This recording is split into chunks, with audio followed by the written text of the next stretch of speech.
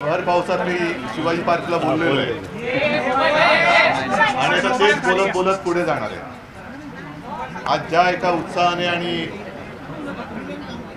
प्रेरणेने तुम्ही शिवसेनेत आलेला आहात, मी दसरा मेळाव्यात जे बोललो होतो, काही जणांनी मला सांगितले की पुढचा कार्यक्रम तुम्ही काय देणार। तर पुढचा कार्यक्रम हाच आहे की खरी देशभक्ती काय आहे, खरं हिंदुत्व काय आहे हे आपल्याला सर्वांना समजून सांगण्याची आता गरज आहे। कारण काही जणांच्या डोळ्यावरती पट्ट्या बांधल्या गेल्या। आता जर का तुम्ही येताना पाहिलं असेल तर संपूर्ण हा परिसर होर्डिंग्स आणि बॅनरनी बरबटून टाकलेला आहे। टाकलाय ना? आले कोण होते? ब्रिटनचे पंतप्रधान। स्वागत कोण करते? आपले उपमुख्यमंत्री। आधी तिथपर्यंत पोहोचलाच तरी का, बोललाच तरी का?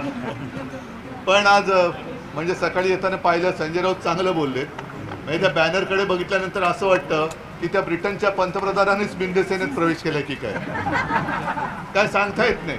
ही अशी सगळी धूळफेक चाललेली आहे। यांना स्वतःची जाहिरातबाजी, स्वतःची पोस्टर्स, बॅनर्स ही एक आता काय वेड लागलेलं आहे ना, वेड स्वतःच्या प्रसिद्धीचं।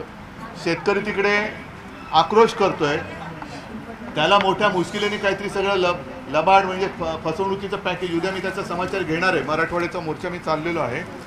पण ही एक वेळ लागले सगळ्या मंत्र्यांना की स्वतःच्या प्रसिद्धीचं। अरे कामं केली तर प्रसिद्धीची गरज लागत नाही। लोक आपणहून स्वतःहून तुम्हाला दाद देतात आणि तुमचं कौतुक करतात, पण ती वृत्ती यांच्याकडे राहिलेली नाही। म्हणून यांना सगळी पोस्टरबाजी करायची। असो, आज मला बरं वाटलं की या सगळ्या परिसरातले लोक, विजय, तुम्ही, अल्पेश, तुम्ही सगळेजण, आणखीन बाकीच्यांची सगळ्यांची नावं घेत बसत नाही, सगळे शिवसैनिकच आहेत।